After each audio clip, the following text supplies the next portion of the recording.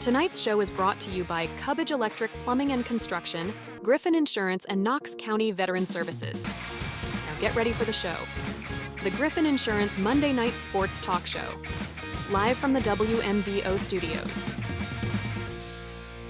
All right, a good Monday night to you here from the WMVO studios. It is the Griffin Insurance Monday Night Sports Talk Show presented by Durko's Pizza and Subs, Knox Community Hospital, Cubbage Electric Plumbing and Construction, Knox County Veteran Services, and, of course, Griffin Insurance. And we are near the end of the basketball season, but we're going to be talking basketball and bowling tonight. And I can tell you that if there was a bowling team when I was in school, I probably would have tried. I wouldn't have made it, but I at least would have tried out for it and seen what happened. Would you have done that, Nate? No. I would have played basketball. Yeah. Well, Can't bowl. Oh, yeah. Bowling's, it's straight up in the winter. There's no, spring bowling, is there? No. Nothing like that. I mean, you're a basketball guy. All about basketball. All about it. All about the hoops. And you're a Cleveland sports guy, too. Of course. Unfortunately for you. It's good. 2016 was okay. Same year I got married. Was it really? Yeah. Well, what are the odds? Cool. Yeah. Have a Cavs win a championship, and I get married. Yeah. And then the Guardians, or the Indians at the time. Yeah. Let's not talk about that. Yeah, we'll move on from that. All right, Mount Vernon girls basketball tonight. We wanted to get you guys back in here because, we have three other seniors we wanted to focus on here tonight. Reese Lepley, Kimber Bell, and Caitlin Thompson. We appreciate you guys all joining us here with Coach Nate Short. Well, here we go. I mean, you're sitting at the end of the year. As far as I know, you have no regular season games left, right? So that's it. You're finished up with all of that and getting ready for tournament action on Saturday. And we've got a tournament game at Fredericktown tomorrow night. So it's all getting to that nitty gritty. I want to ask you first off, though, Coach. You guys sit at 17-5, and you've had a great season to this point. In first year in the Licking County League. I asked you before, you weren't done with it yet, but now as you've completed the first year in the Licking County League, what do you think of the league? I mean, obviously, Granville has had a great program for years in girls basketball and things, but, you guys played really well here in your first year in the LCL. Yeah, it was a lot of fun.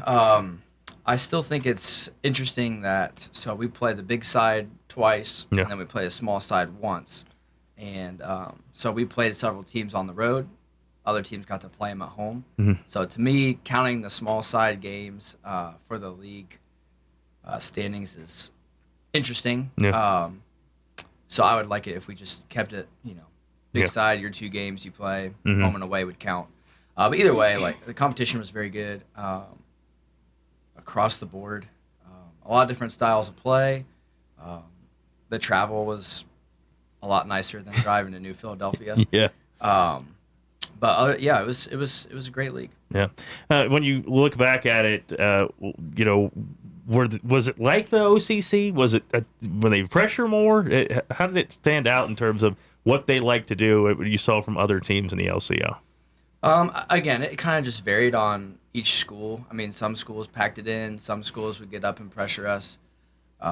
So it was there was a lot of variation in the style of play. So I don't know that it would really compare to the OCC, but it was just different. Yeah. So let's look back here. You played 22 games here. The regular season's over. You get ready for tournament time. Do you feel like you met some of your goals here in the regular season? I mean, you won 17 games. That doesn't happen all the time. I mean, 17 games is a lot for a regular season. Do you feel like you met some of your goals, and then obviously you still probably have some in front of you before tournament play starts here? Yeah, for sure. I mean, 17-5. I mean, any time you win 17 games in the season, you've got to be excited about that. And we definitely were. We fell short of a goal of trying to win a conference title. So that's there, but our next goal is to try to advance as far as we can in the tournament and hopefully put some numbers on the banner that way. All right, before we get into the tournament play talk, I want to talk with the players a little bit about the regular season. Reese Lepley is with us. You're all seniors. Let's just lay that out there pretty quickly here. But Reese, as you look back at the regular season, what stood out for you for your team? I think you got 6 seniors on this group, and so there were probably a lot of expectations going into this year. What kind of stood out to you in the regular season? You won 17 games.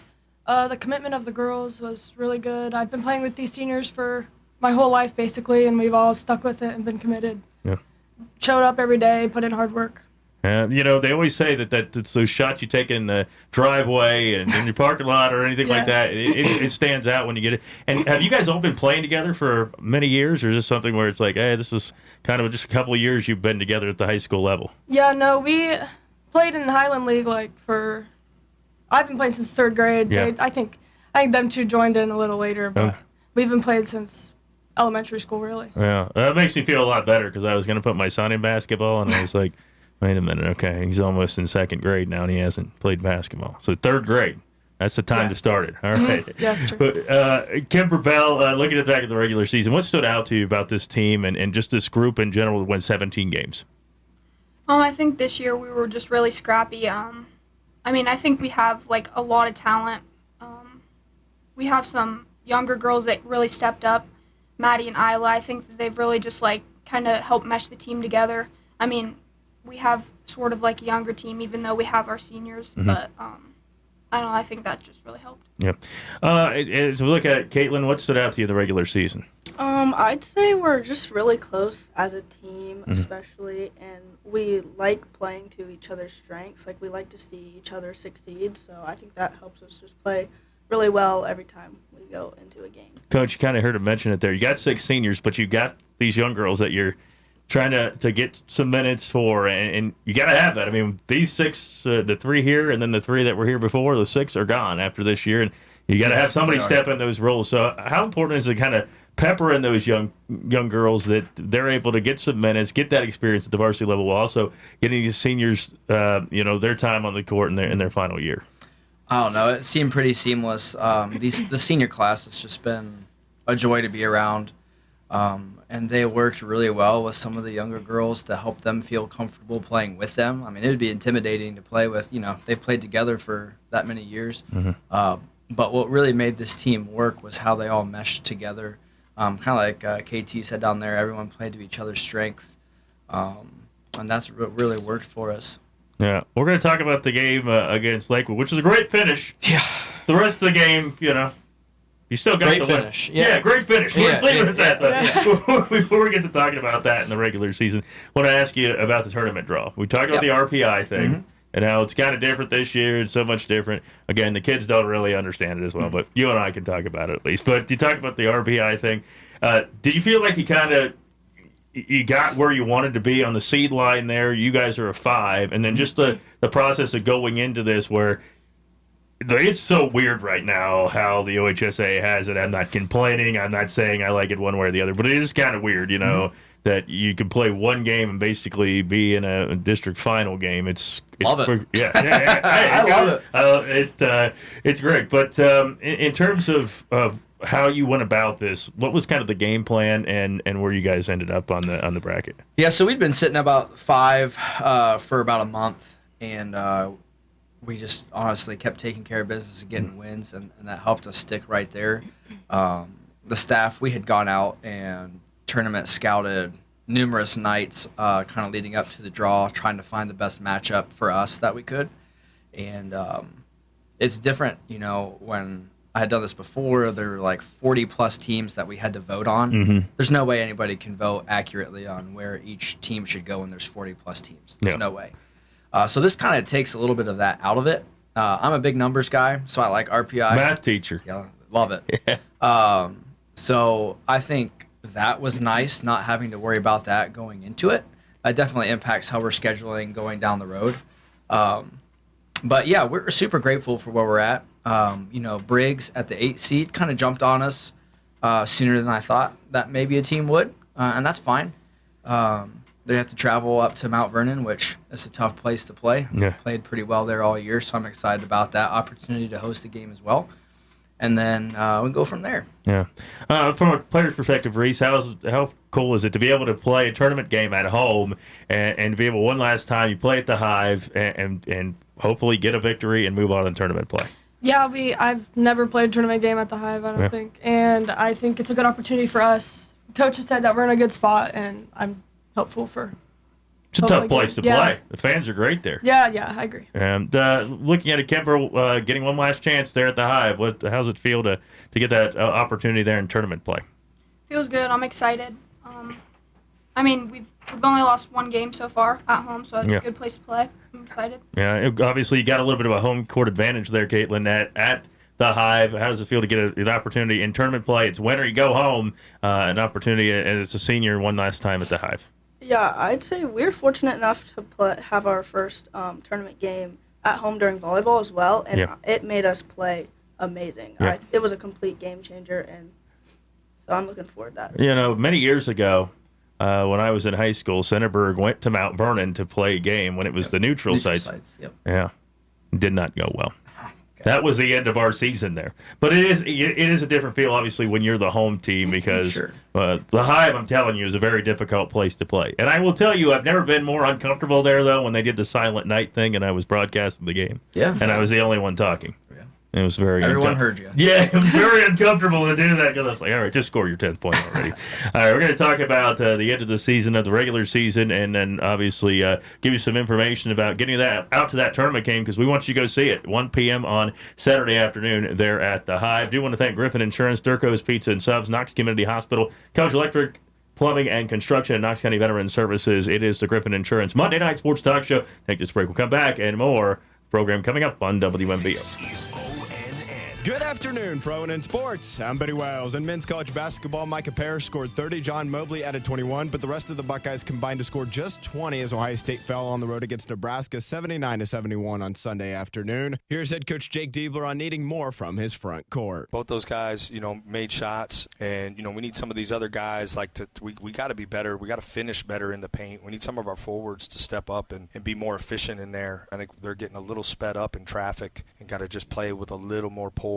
But, we were able to certainly make some shots from the three-point line. We can use that momentum certainly going forward, but we can't settle. We still need to play through the paint. And I thought a lot of those threes felt like, at least in real time, they came after maybe a paint touch or at least a threatening action. The Buckeyes slipped to 14-10 on the season and 6-7 in conference play. Next up, Ohio State will host Washington on Wednesday night. In women's college basketball, it was a tough two-game trip in L.A. for the Ohio State women after falling to top-ranked UCLA by 13 last Wednesday night. Number 8 Ohio State lost by 21 on Saturday night to number 7 Southern California. In today's updated AP Top 25 poll, the Buckeyes fell just one spot down from number 8 down to number 9. Next up, they'll host Minnesota on Thursday night. In the NBA, we have a good battle in Cleveland tonight as the Cavaliers host the Timberwolves. Minnesota enters tonight at 30-23 on the season. They're in 6th place in the Western Conference standings. Meanwhile, Cleveland continues to pace the top of the Eastern Conference at 42-10 on the year. Tip-off is at 7. Vernon Sports, I'm Betty Wells. You never thought your child would get their own home so soon, but it needs new wiring pulled and the kitchen could use a makeover.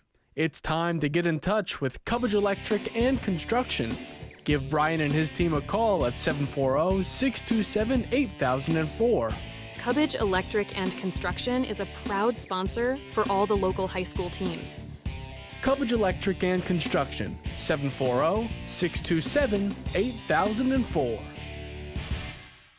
Hi, I'm Dean. And I'm Don. We are Durko's Pizza, home of the famous Stromboli, specialty pizzas, 16 different subs. We have homemade dinners, salads made fresh, Lunch specials, daily specials, and of course, the Munchie menu. Chicken wings, cheese breadsticks, mac and cheese wedges. Call 740-392-5678. delivery or pickup. Durko's Pizza. Veterans serving veterans. That's what we do here at Knox County Veteran Services. Hi, I'm Kevin Henthorne, your Executive Director. And I'm Financial Coordinator Melissa Schenk. And we're here to meet the needs of Knox County veterans and their families. We can help with emergency financial assistance, filing of disability and pension claims, VA healthcare enrollment, and even transportation to VA healthcare facilities. Please give us a call at 740-393-6742 or stop in and see us at our new location at 105 East Chestnut Street in Mount Vernon. Battling addiction? Take the first step to getting your life back with New Vision Medical Stabilization at Knox Community Hospital, where you're treated with dignity. New Vision provides inpatient detox services for adults experiencing acute withdrawal symptoms from certain drugs or alcohol. Same-day admissions. Medicaid, Medicare, and most insurance accepted. Addiction is a treatable disease. Call New Vision today at 740-399-3893. Griffin Insurance, taking care of your family since 1972. In today's day and age, it's very uncommon to get a real person when you call. Not at Griffin Insurance. We represent multiple carriers to find the best rate for you and your family. Whether it's auto, residential, commercial, or farm, we're here to help. Call Griffin Insurance at 740-397-7488. Griffin Insurance, finding you the best rate.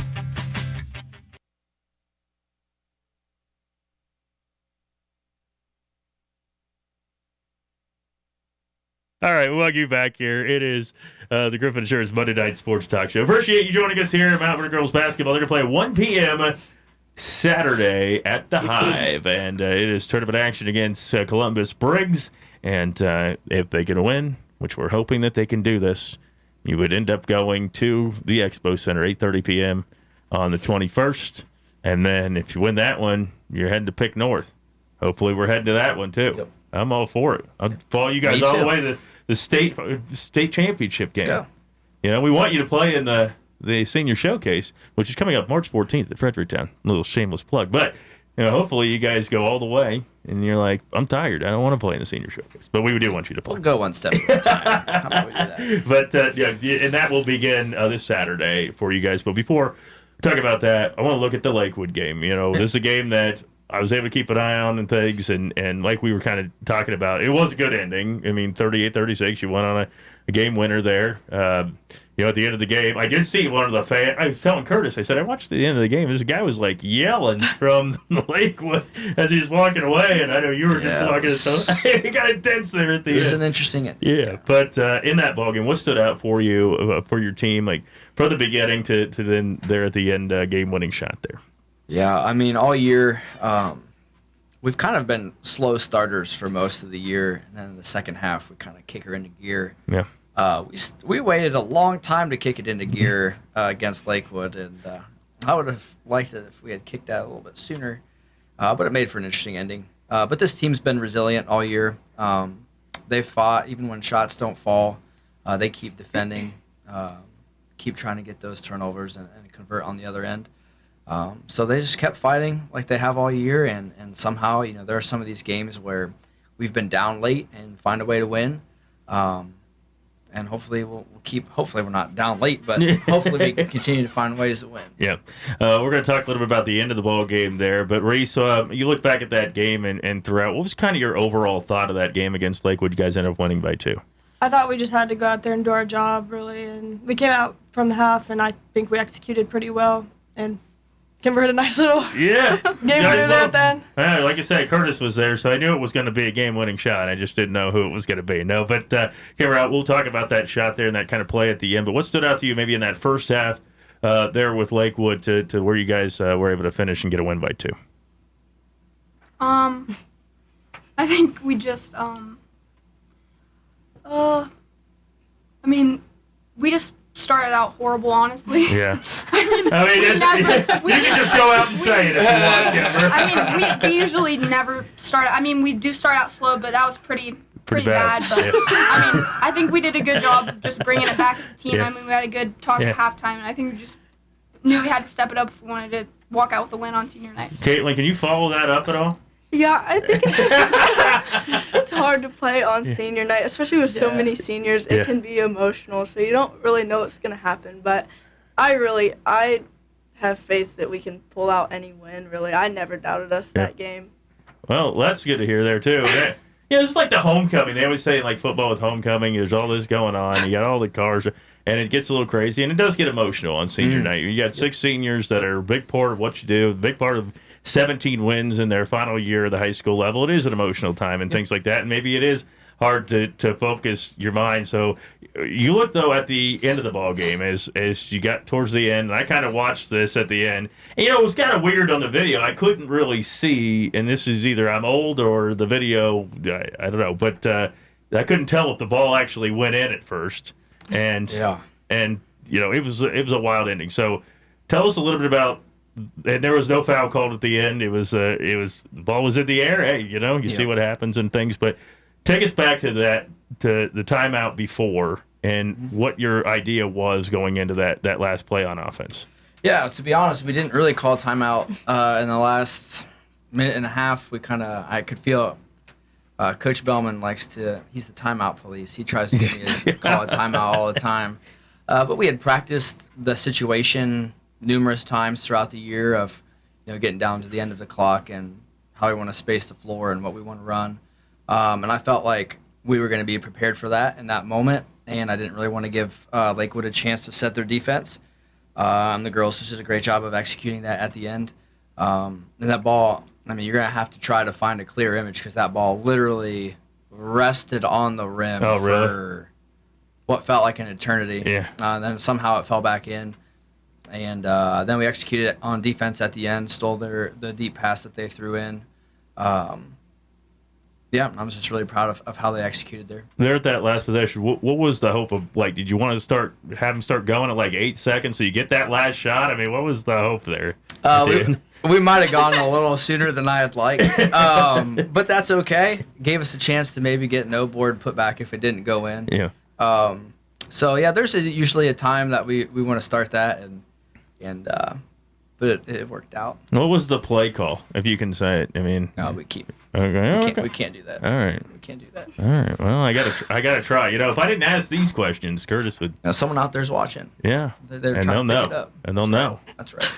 How did it feel there at the end of the game, Reese? Is you guys have a tie game, and you got to feel a little bit of confidence there. It's like, okay, either we're going to win the game right now, or it's got to go to overtime. But what was kind of the feeling on that last possession? Yeah, no, I never doubted us. I knew as soon as Kimber got the ball, I was like, she's probably going to put it in because she's usually the one to step up when it comes to times like that. And she stepped up, and it was, I don't even know, it was just like your adrenaline's pumping.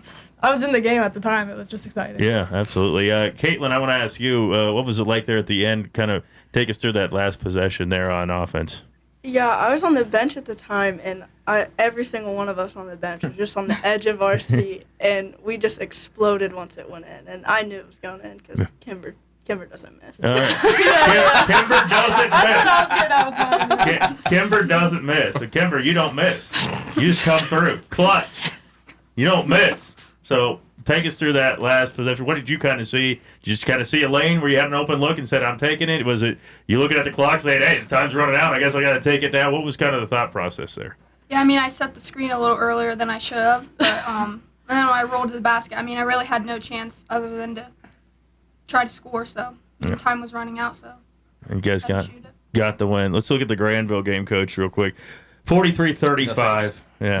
43-35. That's a good program. I mean, they're really good. And close ball game, 8-point loss. What can you take from that game as you kind of lead into tournament play? Yeah, I mean, we really actually had a chance to cut it to 3 with about a minute and a half left. So it's a lot closer than 8, but we just didn't quite convert there. I had to overcome quite a bit of adversity in that game, multiple different things, which again we came out of halftime and kind of regathered ourselves and kept fighting, and again got ourselves in a position to be in it. We definitely showed a lot of improvement from the first time we played them to the second time that we played them. So that's encouraging, hopefully for the girls as well. But just again, it's a resilient group. They keep fighting. I'm really proud of them for that.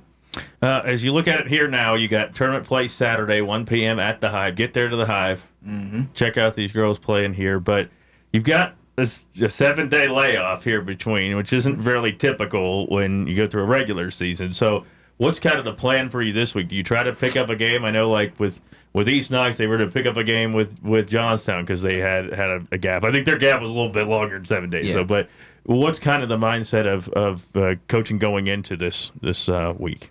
Well, these girls were kind of in a sweet spot where we had 6 games in 2 weeks, so they didn't really have to practice that hard. Yeah. They had a lot of days off in there. So they're going to have to get back to what actual practice looks like. We'll inter-squad probably on Wednesday, probably play a half against each other. And honestly, the week doesn't really feel that long. We've played so many games in 2 weeks, kind of moving some games around because the tournament honestly is a little earlier than it has been. East Knox game, for instance. Yeah. So we move those around. So the rest, I think, is going to be really good for us. Yeah. Got some people banged up, and hopefully get some rest, get their legs rested up with how hard we've played in the last 2 weeks. Try to find that fine line of trying to keep them fresh, but also trying to work them so they can keep their cardio and their game experience up. So we took today off, and we'll go four good days leading into Saturday. All right. What do you see with Briggs, though? I mean, are they get up and down the floor? They like to play in the half court. I mean, I assume they want to get up and down the floor. Columbus City schools like to do that. Yeah. So they're a talented team. They're young, very young. They've shown press back to his own in most of their games. They've got a girl in the middle who's pretty talented as well. So it's going to be a challenge. Thankfully, they're not going to throw anything at us that we haven't seen yet this year. Again, going back to the league having such a variety of styles. So I think we're going to be prepared. We got a lot to work on the next 4 days, which we're going to starting tomorrow. And, yeah, I think we'll be prepared. Now, you get into tournament play, and, when I was in high school, which was 15 years ago, we had a big senior class. How important is it? You have 6 seniors here that have been there, done that, and now you get into tournament play where it's win or you go home. How important is that experience and having those seniors on your team? Yeah, it's huge. I mean, you can't quantify it. Their leadership, again, as we've seen throughout the year, just their ability to keep fighting for each other. We all know each other pretty well, and I think that plays itself out onto the court too. And they trust each other. And when you get into tough situations, it's fairly evident that they've trusted each other and they want to keep fighting. What have these 3 seniors meant to this program as here we are, regular season's over, you get into tournament play, it's, like you say, it's win or you go home. What have these 3 meant to this program? I mean, again, a lot. It's hard to put a number on it or quantify it in a objective way. They've showed up, kind of like Reese talked about earlier, this group in particular has showed up every day.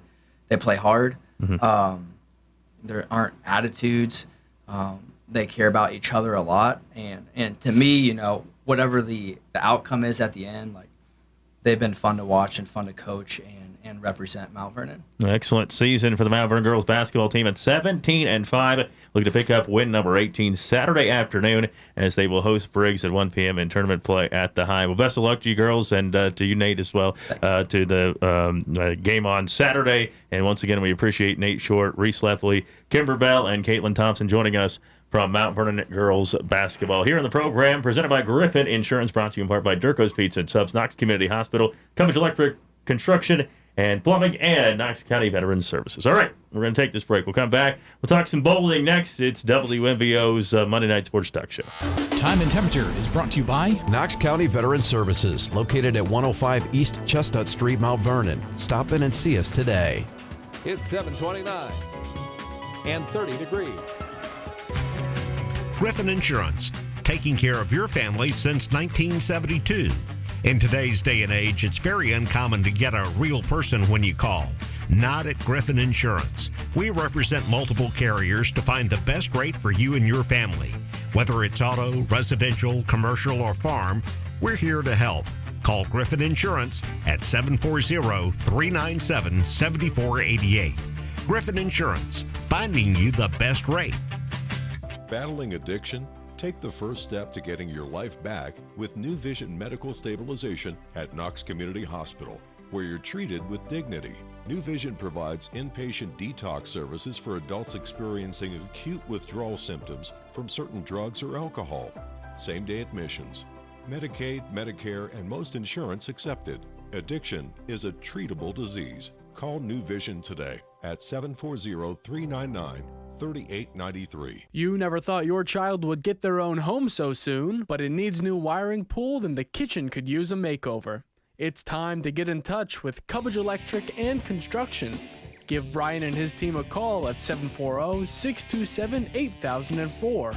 Cubbage Electric and Construction is a proud sponsor for all the local high school teams. Cubbage Electric and Construction, 740-627-8004.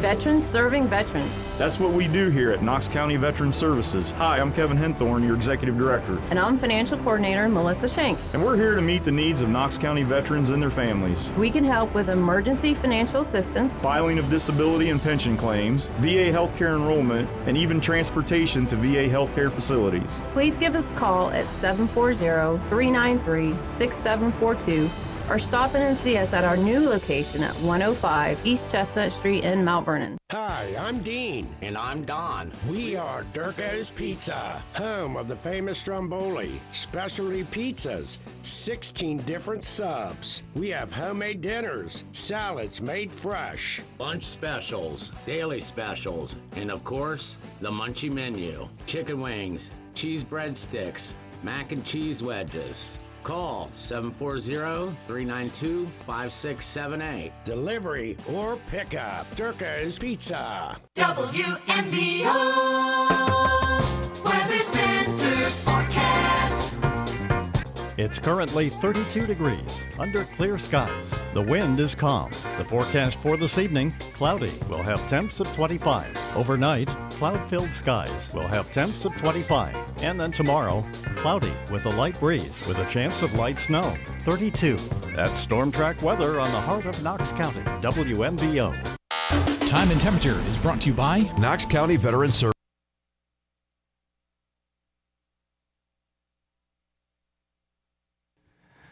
All right, we welcome you back here, and it is the Griffin Insurance Monday Night Sports Talk Show. Thanks for joining us here on the program today, and we appreciate Mount Vernon girls basketball joining us here, and we're looking forward to talking with East Knox Bowling. This is the first time we have gotten bowling in here today, or this year.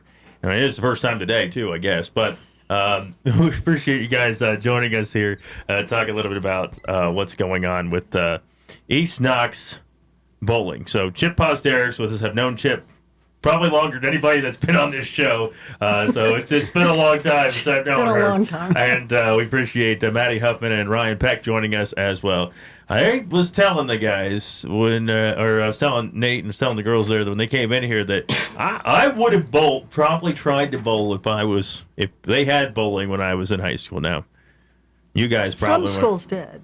Some schools did. Some schools did. Yeah, it's been around, but Centerburg did not. Now, I have to just say this off the top. I have bowled multiple 300s in Wii bowling. Mm-hmm. I have it down. I haven't played for a long time. But, Chip, how long you been doing that there at East Knox? Bowling or teaching? Both. So I think this is my 25th year as a teacher. I coached girls basketball for 5 years, and then this is my 4th year as bowling. 4th, I think 4th. Yeah. Is that right? 4th? Yeah. What made you get into the bowling thing? Did you bowl when you were? My parents were heavy bowlers, and I used to skip school and go bowling. Oh boy. Oh boy. Yeah, I know. So we bowled a little bit. Basketball was just a lot. It's 6-7 days a week, and scouting and teaching, and it was just too much. And the bowling came open, and I jumped at it. It's 3 or 4 days a week. Mm-hmm. I'm home by 5:30 or 6, even on match nights. Yeah. I said to somebody I can get home and after bowling and still watch Jeopardy. They said it was the oldest thing I ever said.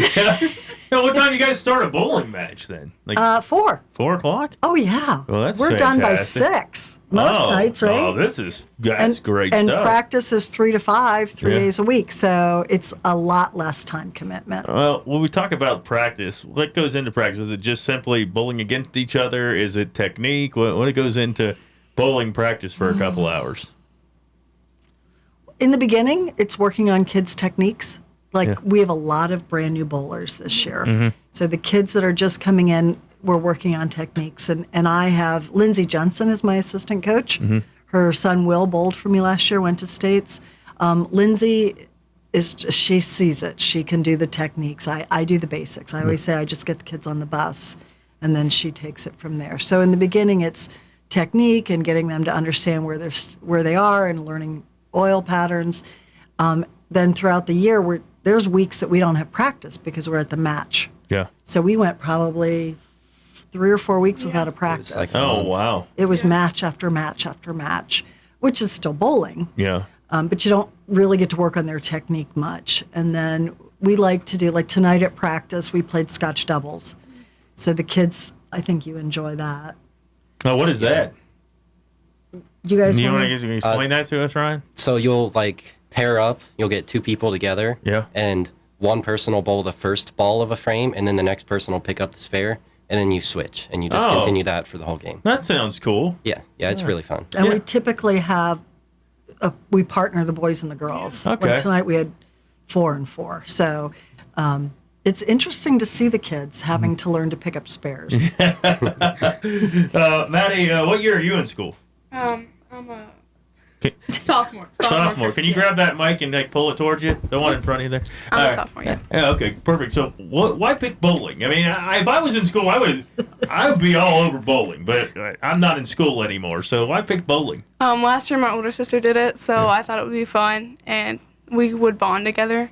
And this year I did it because, I used that as an excuse to get out of basketball. I didn't want to play basketball. I'm sorry, man. Mandy, I'm sorry. I harass them pretty hard to bowl too. So. Yeah, and she likes to encourage, but I think it's a really fun sport, and I like the coaches a lot. Yeah, did you do it growing up, or is this something you just got into because your sister was into it, and you said, well, I'm going to jump in this too? Really just jump into it, Yeah. I didn't do much of it. Yeah, I did the same kind of thing when my brother ran hurdles. He had a very successful high school career, and I thought, I can do hurdles. And then now I'm in broadcasting, so you see how well the hurdles went after that. But what's the most fun thing about bowling? I mean, what are some of the things that really you're like, hey, I want to be a part of this? I mean, you said you're a sophomore, so what makes you want to continue to do this even your junior and your senior year, the rest of your high school career?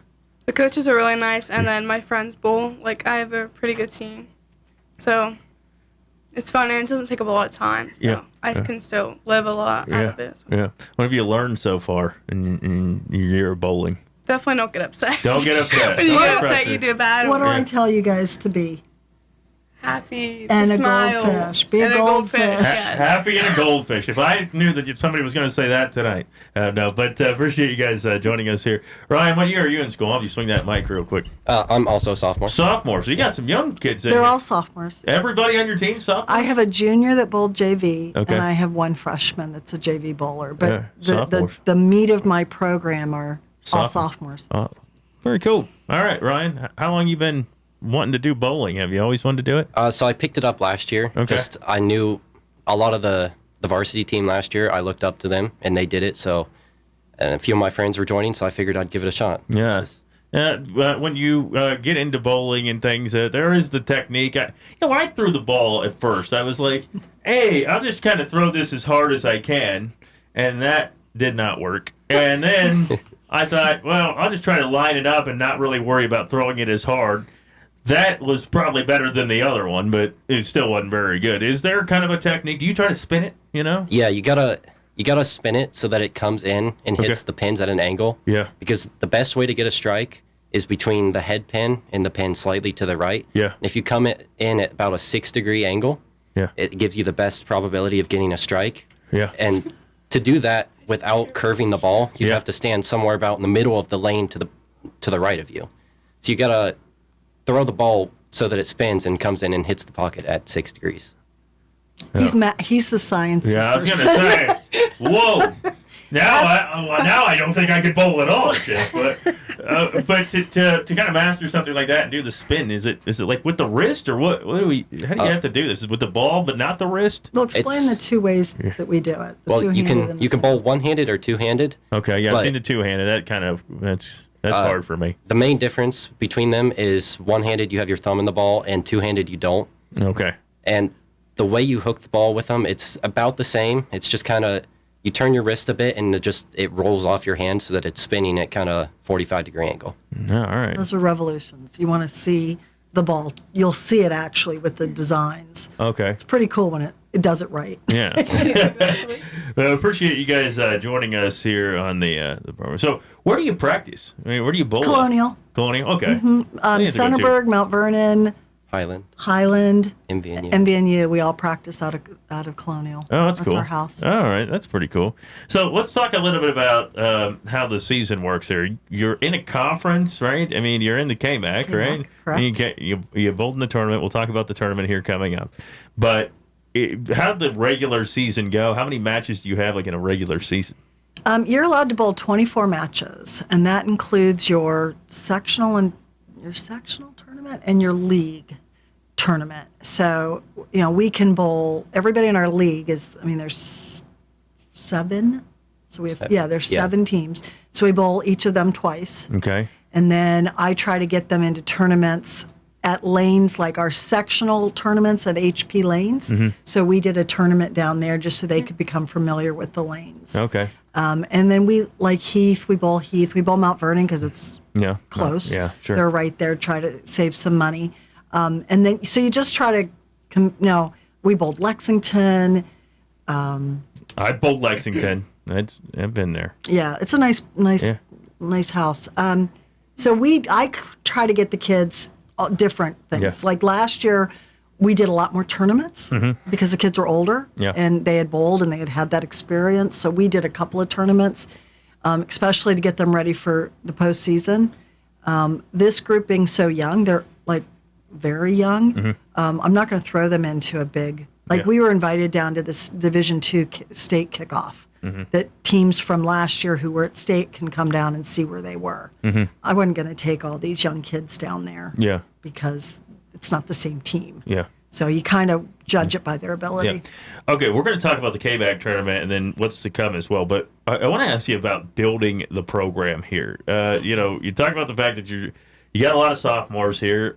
What's the recruiting? I mean, it's a high school, but recruiting to get these kids to bowl. Because when you look at it, you and Fredericktown, you guys have some pretty successful programs. So how do you recruit kids to participate in bowling at East Knox? When I took the program, we had 3 boys. So I am the yearbook advisor, and I had a bunch of kids I had a couple kids that were in band and in yearbook, and they came to bowling and pulled a bunch of kids from band. Which helped a lot. And then it's a lot of word of mouth. It's siblings are doing it, parents, they like the fact that, it is not the commitment that some of these other sports are. So that's always an encouraging thing. I think it's just, think about going to the bowling alley with your buddies on a Friday night and bowling. Sure. That's what it should be. And I love the fact that there are so many kids involved. Now, we're down numbers-wise this year. I had 36 before, so I'm down to 17. Okay. And that's okay. Yeah. Helps the budget a little bit. And I like the 17 that I have. So not that I didn't like all 36, but it was a lot of kids on a lane, and it was costly. That's a lot of kids that would have to go through. So I think a lot of it's word of mouth. Like their friends are doing it, so they want to do it. Maddie, what was the pitch from Chip? What was the recruiting pitch? Did she have to say much to you? In the hallways always. She's like, come bowl. I want you to bowl. Or last year, I think she encouraged Logan, my sister, to tell me. Well, I think I told her, just bring them. Yeah. You're coming. Yep. Exactly. What else are you going to do? Work? Exactly. Ryan, was there a recruiting pitch, or did you just like, whatever, I'm in? She just paused, kind of just said, you're bowling, and I showed up. What's funny, I've been interviewing Chip here for you, and it sounds like that's kind of the way she goes about it. I've voluntold them. Yeah. This is what's going to happen. We'll see you at 5. Here's where to be, right? Yeah, it worked out. Yeah. Do you wear gloves for that? No. Okay, I wasn't sure how this There's all some works. kids that do. Some do, but what's the benefit of that, Chip? Is it help you hold the ball better? Or no, what? I think the skin will tear your skin off. Oh, like really? if you release the ball funny, it'll start pulling your skin. You get blisters. Okay. So some people do it for that reason. I just tell them to put super glue on it when they tear their skin a little bit. Oh, super glue okay. works. Super glue it is. I don't know. Pros wear them. So yeah. Why not? Wear and tear on the hands? I honestly couldn't tell you. Okay.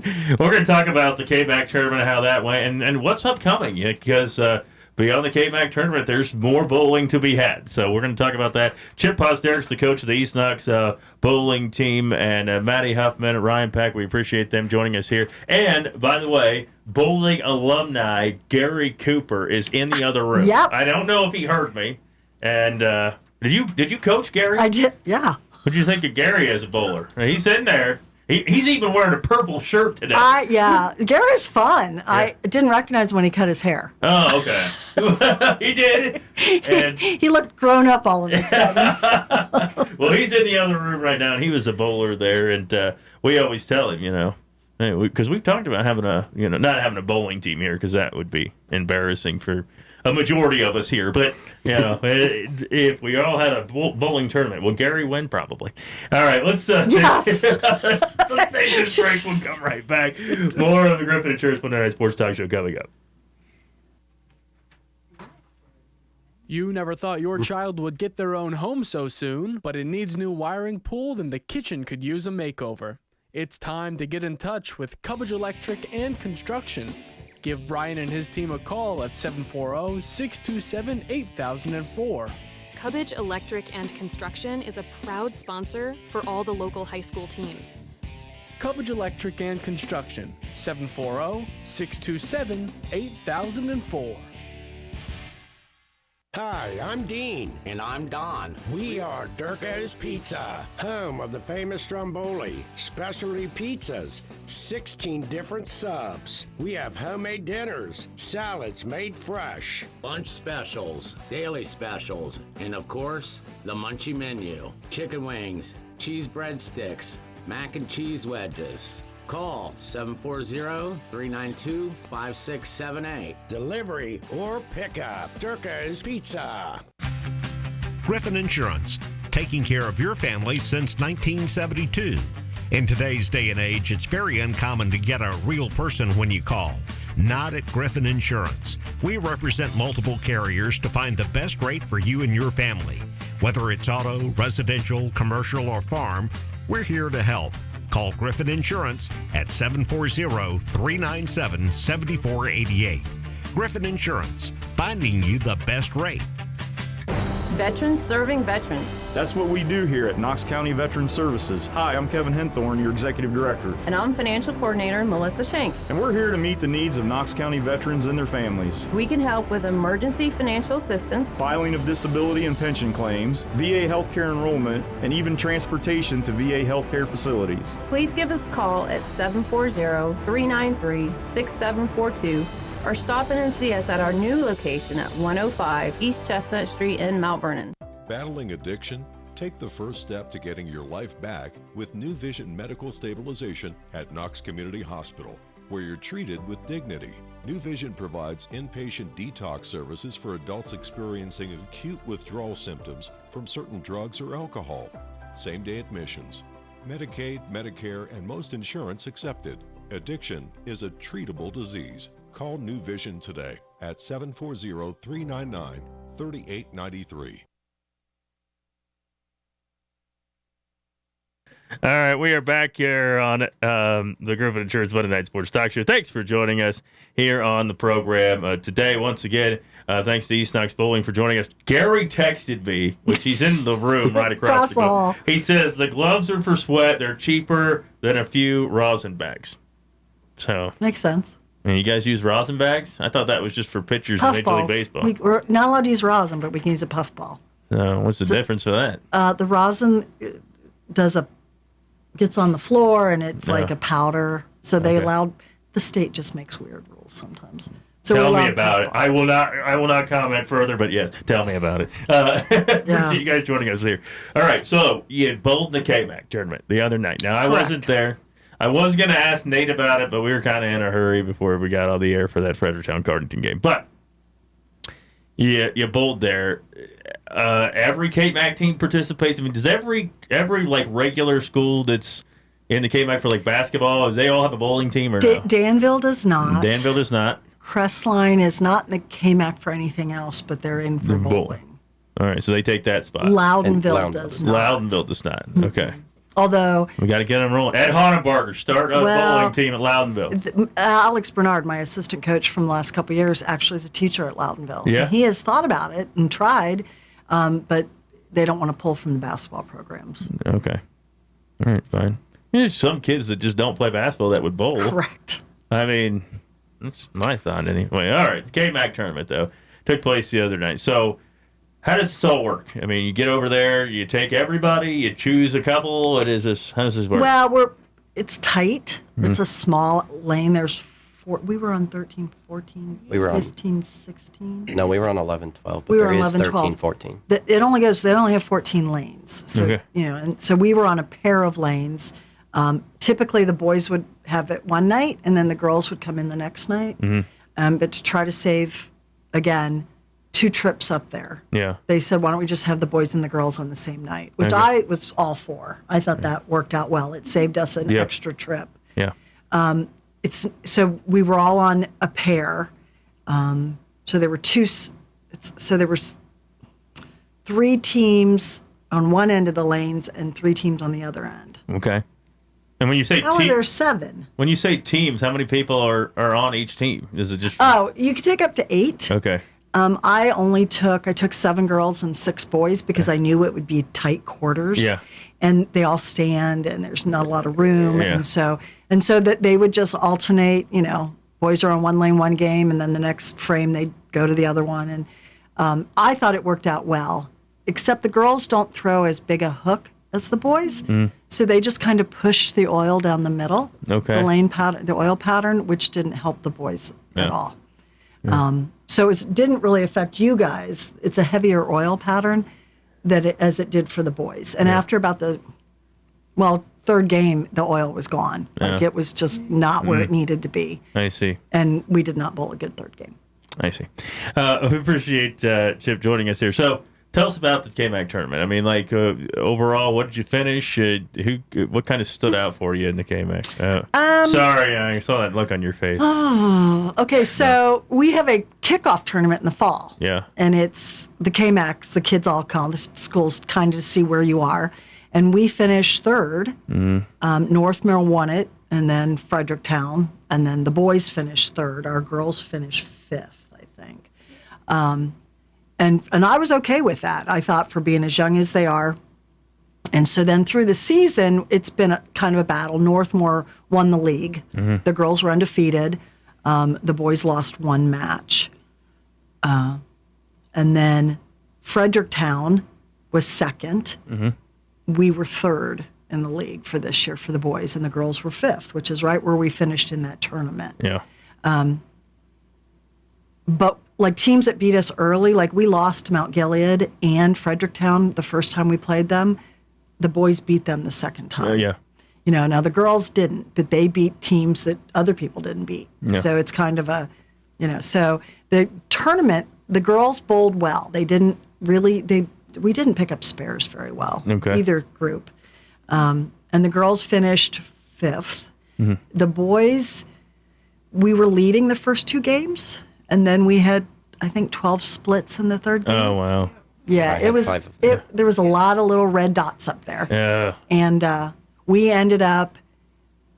Mount Gilead won it because they had a great 3rd game, and then Fredericktown and Northmore were tied for 2nd, and we were 8 pins behind them. Oh wow, that's close. That's 1 spare. Yeah. That's one. Wow. One of those splits into a spare. Yeah. And so really could have done better. Yeah.